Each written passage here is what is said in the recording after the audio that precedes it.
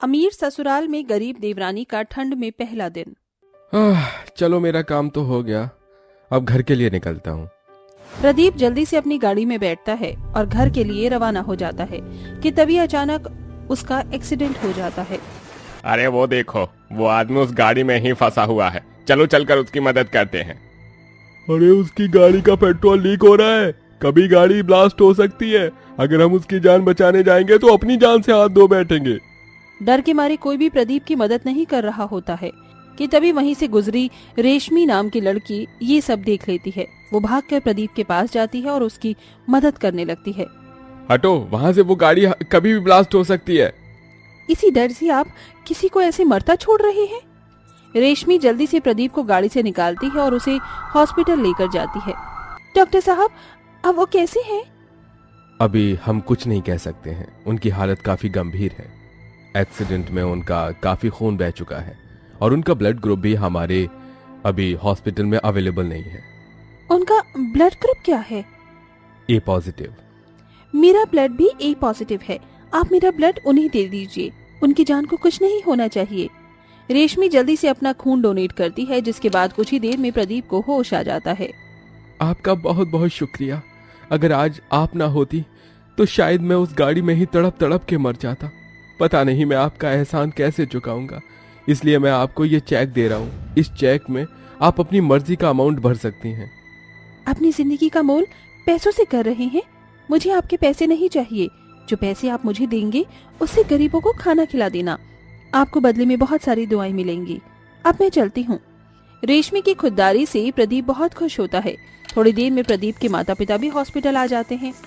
प्रदीप बेटा, तो ठीक है ना? हाँ माँ, मैं ठीक हूँ, आप फिक्र मत कीजिए। लेकिन देवर जी, वो लड़की थी कौन जिसने आपको खून दिया? कहीं किसी गरीब ने तो आपको खून नहीं दिया? बहू, ये तुम कैसी बातें कर रही हो? वो लड़की अमीर हो या गरीब, उसकी वजह से आज हमारा बेटा ठीक है। प्रदीप को इन सभी बातों से कोई फर्क नहीं पड़ता। प्रदीप बस रेशमी के ही ख्यालों में खोता है। प्रदीप हॉस्पिटल से रेशमी के घर का पता निकलवाता है और उसके घर जाता है। माँ, आप दवाई ले लीजिएगा, मैंने यहाँ रख दी है। बेटा, शादी करने की उम्र में तू अपनी बूढ़ी माँ की सेवा कर रही है। मुझे माफ कर दे। मेरी वजह से तुझे बाहर नौकरी करके मेरी दिन रात सेवा करनी पड़ती है। आप ऐसा क्यों कह रही हैं माँ? माँ की सेवा करना कोई गलत बात है? आप ज्यादा मत सोचिए। दवाई टाइम से खा लेना और अपना ख्याल रखना। रेशमी जैसे ही अपने घर से बाहर आती है। आप यहाँ? जी, वो मैं आपसे माफी मांगने आया था। जो मैंने कल आपके साथ बर्ताव किया, मैं उसके लिए बहुत शर्मिंदा हूँ। कोई बात नहीं, इट्स ओके।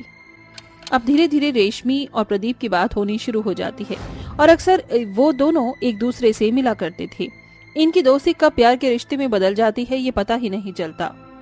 भारती, एक बार तो इस बारे में प्रदीप से बात कर लो।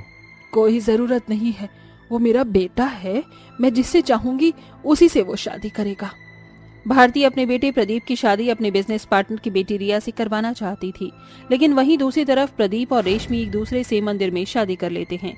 शादी के बाद प्रदीप रेशमी को लेकर अपने घर आता है। प्रदीप, ये क्या किया तूने?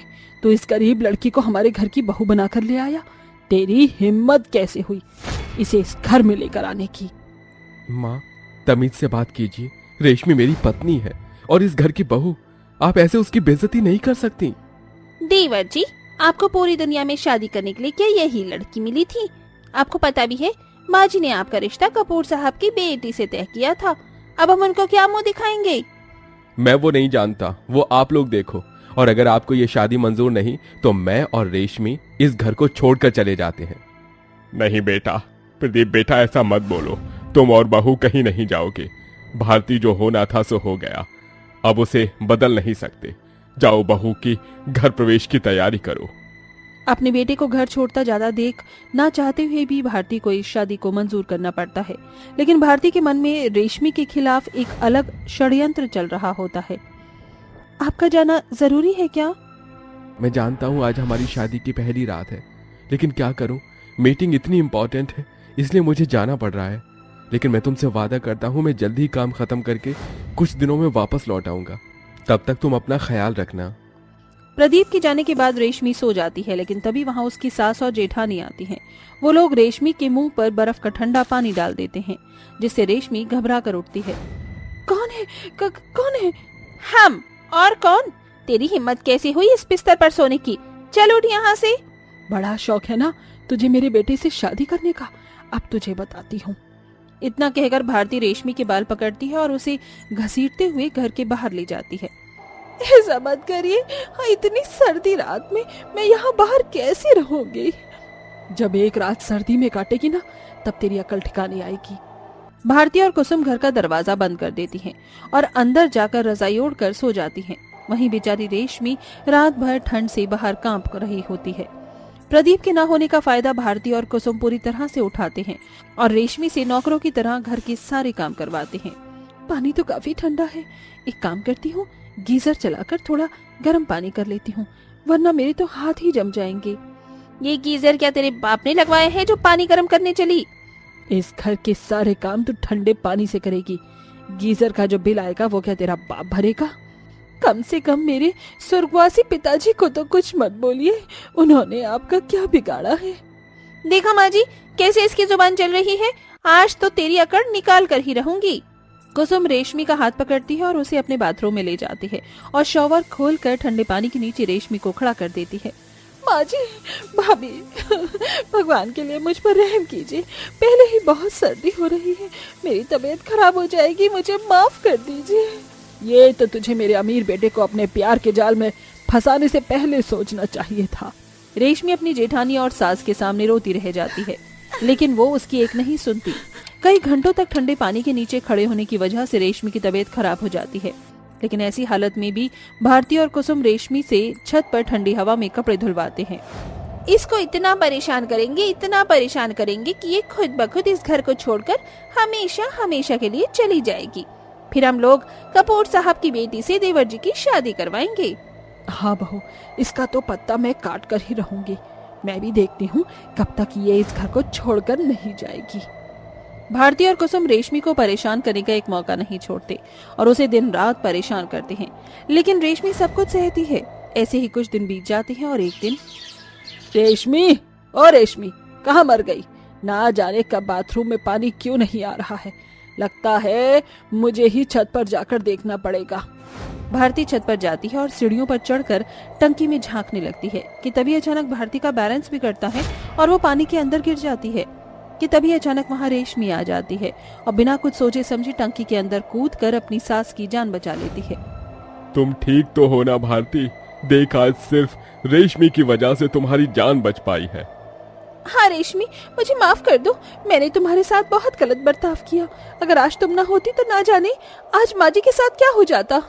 बहू, मुझे भी माफ कर दे, तेरी वजह से आज मेरी जान बच पाई है, वरना मैं तो उस पानी में डूब कर ही मर जाती। भाभी, माँ जी, आप लोग मुझसे माफी मत मांगे, आप लोगों ने मुझे अपना लिया, मेरे लिए इससे बढ़कर और क्या हो सकता है? मेरे लिए तो मेरे परिवार का प्यार ही सब कुछ है। जूही, गंगा बिटिया, तुम दोनों क्या कर रही हो? जरा मेरे पास आकर बैठो, खाना बनाना सीख जाओ, तुम दोनों बड़ी हो गई हो। देखो मैं कैसे सब्जी बना रही हूँ। अरे माँ, मुझे तो खाना बनाना आता है। हाँ, पर तेरी छोटी बहन जूही को तो नहीं आता है, तेरे संग सहारे बैठ जाएगी वो भी। माँ, मुझे खाना बनाना आता है और दीदी से ज्यादा अच्छा खाना बनाना आता है। परसों मैंने आपको बैंगन आलू बनाकर खिलाए थे। हाँ, याद है मुझे, उसमें तूने 2 किलो नमक और 1 चम्मच तेल डालकर जो बनाया था, बहुत अच्छी सब्जी थी बेटी। हाँ माँ, आप तो मेरी खिल्ली उड़ा रही हो जीजी के सामने। हो जीजी की बच्ची, तेरी जीजी ने वो सब्जी खाई थी तो खिल्ली क्या उड़ेगी इसमें, पता है मुझे। माँ, आपको पता है सामने वाली सविता आंटी छठ पूजा की तैयारी कर रही हैं। अगले हफ्ते ही छठ पूजा है, आप नहीं मनाओगी इस बार छठ? बेटा, तुम तो जानती हो मैं कैसे इस घर का खर्चा चला रही हूँ।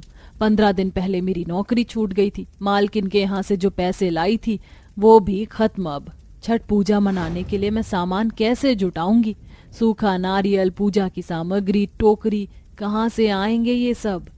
अरे माँ, आपको तो वैसे भी टोकरी बनानी आती है, तो क्यों ना हम छठ पूजा पर टोकरी बनाकर बेच लेते हैं? अरे हाँ, जूही बिल्कुल ठीक कह रही है, हम ये कर सकते हैं, बस इसके लिए हमें जंगल से बांस लानी पड़ेगी। ठीक है ना, हम तीनों चलते हैं, फिर देर किस बात की। 1 हफ्ता है, छठ पूजा आने तक हम बहुत सारी टोकरी बनाकर बेच लेंगे और हमारे भी पूजा का सामान इकट्ठा हो जाएगा। सब्जी भी तोड़ लेंगे, शाम के लिए कोई सब्जी भी नहीं है। तीनों माँ बेटी इत्मीनान से खाना खाने के बाद कुल्हाड़ी और थैला लेकर जंगल की ओर जाते हैं। जंगल पहुंचकर गंगा को कटहल का पेड़ दिखाई देता है। माँ वो देखिए, सामने कटहल का पेड़ है, हम उसको ही तोड़ लेते हैं, अब इसकी सब्जी बना देना। और मुझे घिया की बेल दिखाई दे रही है, मैं वो ले लेती हूँ। ठीक है, तुम दोनों इन्हें तोड़कर थैले में भर लेना, इतने में मैं टोकरी बनाने वाली लकड़ी देखकर लेकर आती हूँ। फिर दोनों बहनें सब्जियां तोड़ने में लग जाती हैं। दूसरी ओर गरीब माँ छठ पूजा पर टोकरी बनाने के लिए बांस के पेड़ को ढूंढती है और उन्हें छोटा छोटा काट के ले आती है। सुनो बच्चों, सांझ होने का समय आया है, जंगली जानवर आ जाएंगे, यहाँ से निकलते हैं। तीनों माँ बेटी घर आकर थोड़ा आराम करते हैं।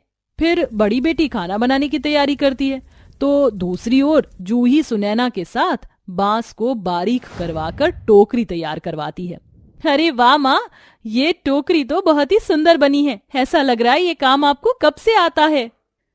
हाँ, मैंने अपने बचपन में भी बनाई थी, शायद मैं जब तुम्हारी जितनी ही थी। चलो तुम भी ऐसे ही करो, हमारे पास बस आज रात तक का वक्त है, कल दिन से ही हमें बाजार में सामान लगाना है और जो जंगल में फल वगैरह हैं उन्हें भी ले आना, इसी टोकरी में भरकर बेच लूंगी। इसका मतलब हमें दोबारा से जंगल में जाना होगा? माँ, कल सुबह सुबह ही हम ये सामान भी तैयार कर लेंगे। हाँ, ये ठीक रहेगा। गंगा बेटी तू आराम कर ले, अभी तो खाना बनाकर आई है, अब टोकरी बनाने लग गई। कोई बात नहीं माँ, ये काम ज्यादा जरूरी है, एक साथ खाना खा लेंगे हम तीनों। फिर तीनों माँ बेटी रात के 3 बजे तक 10-20 टोकरी बनाकर तैयार कर लेती हैं और फिर खाना खाकर सो जाती हैं। सुबह उठती हैं तो गंगा सारी टोकरियां धोकर सुखा देती है। इतने में जूही और सुनैना जंगल से छठ पूजा वाले फल ले आती हैं। चलो, सारा सामान तैयार हो गया है, अब बाजार चलते हैं, छठी मैया हमारे इस व्रत और काम को पूरा करवाना। तीनों अपनी माँ के साथ बाजार में छठ पूजा की टोकरी बेचने के लिए चल देती हैं और बाजार पहुंचकर जब वह अपनी टोकरियां जमीन पर रखती हैं तो एक लाला कहता है, अरे किससे पूछकर तुम यहाँ पर अपनी टोकरियों का सामान लगा रही हो मेरी दुकान के आगे? तुम ऐसा नहीं कर सकती। अरे चली जाओ यहाँ से। जितने भी लोग सामान बेच रहे हैं पैसे देकर बेच रहे हैं, इस जगह पर तुम भी पैसे दो। माफ करना लाला जी, मेरे पास पैसे नहीं है, इसलिए मैं ये टोकरियां बेचने आई हूँ। जब पैसे नहीं है तो चलती बनो यहाँ से। माँ, अब हम टोकरियां कहाँ बेचेंगे, क्योंकि बाकी जगह तो और लोग छठ पूजा का सामान बेच रहे हैं। ऐसा करो, अब मैं ये दूसरे गांव और गली गली जाकर बेचूंगी, तुम दोनों घर चली जाओ। नहीं माँ, हम भी आपके साथ ही चलेंगे, आप अकेले कैसे संभालोगी सब कुछ? हाँ माँ, जूही बिल्कुल ठीक बोल रही है। नहीं बेटा, तुम कहीं नहीं जाओगी, वैसे भी ठंड बढ़ रही है, मैं बड़ी हूँ। गंगा, तू जूही का ख्याल रखना, मैं सब कुछ खुद संभाल लूंगी। छठी मैया है मेरे साथ। तुम सारे फल अलग कर दो और टोकरी एक ही में फंसा दो, सर पर रख ले जाऊंगी मैं। फिर सर पर ढेर सारी टोकरी और उसमें फल रखकर सुनैना घर घर जाकर टोकरी बेचने का साहस करती है। ऐसे में धीरे धीरे ठंड भी बढ़ गई थी। बाप रे बाप, मुझे बहुत ठंड लग रही है हाथ पैरों में। लीजिए लीजिए, छठ पूजा वाली टोकरी ले लीजिए, इसमें फल भी है, गन्ना है, मूली है, सूखा नारियल है, लीजिए। आइए आइए, सिर्फ 100 रुपए की टोकरी, फल वाली टोकरी 400 रुपए की, आइए आइए। बड़ा महंगा दे रही हो टोकरी, थोड़ा कम करो। अरे दीदी, महंगी नहीं है, खास हाथ से बनाई है, अगर कम कर दिया तो मैं छठ पूजा कैसे मनाऊंगी? फिर भी आप 20 रुपए कम दे देना। ठीक है, ये लो पैसे, 2 टोकरी।